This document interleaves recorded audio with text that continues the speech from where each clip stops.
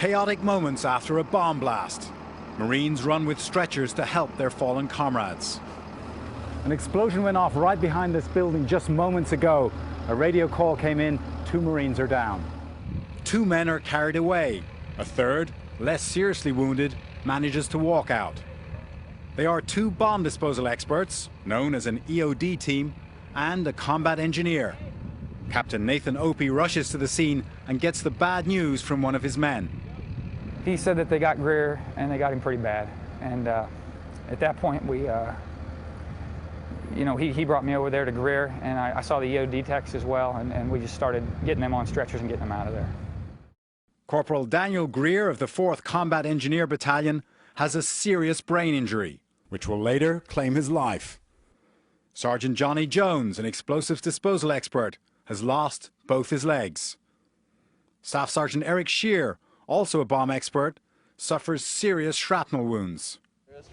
In the week before the blast, we'd followed these 3 men closely as their unit occupied Safar Bazaar, which has been heavily mined by the Taliban. As the initial wave enters the town, Sergeant Jones, wearing a helmet camera, sees the first bomb explode. Hey, is everybody all right? This time the Marines are lucky. No one is hurt. Jones and Shear examine the device that has gone off, and then find 2 more bombs that are ready to explode. They slowly unearth them. As they prepare to cut the wire to a detonator, they break the tension with a flash of humor. I love you. Right now, I love you too. We call this an anti-personnel. Specifically made to hurt someone, if not kill them. Hurt someone, you take a few guys out of the fight. Greer's job as an engineer is to open up safe routes for the other Marines to travel along.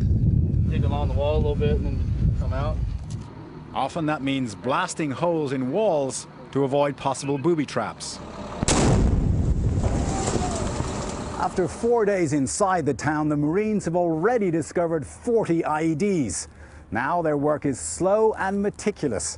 And in areas like this, which are laced with bombs, the Marines walk along these narrow paths which have been cleared, literally stepping in each other's footprints.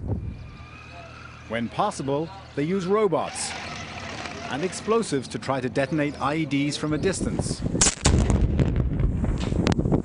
Going in on foot is their last resort. We'll go down and try to find the wires ourselves and see what's going on. So you're going to walk out there? Yes, sir. Be careful. Yes, sir. It is on day 7 that Jones, Greer and Shear are blown up. They're medevaced out. The Marines they leave behind are devastated. These guys, you work with them, you know them? Best friends. How does one react to something like this? You kind of have to stay static, on it right now. Later it'll take effect. Right now, we've had a relatively rough summer. But you just got to keep grinding, and this will come to when I get back. It'll when you have time to think. Sergeant Matthew Jackson is another bomb disposal expert who worked closely with the team. He's asked to do the post-blast analysis. There was just something they didn't see. It's nobody's fault. Yeah. It's just that's how it happens. The Marines will continue to press forwards. That's what they do. They are gaining ground in Helmand, but the human costs are mounting. On the outside, they'll hang tough.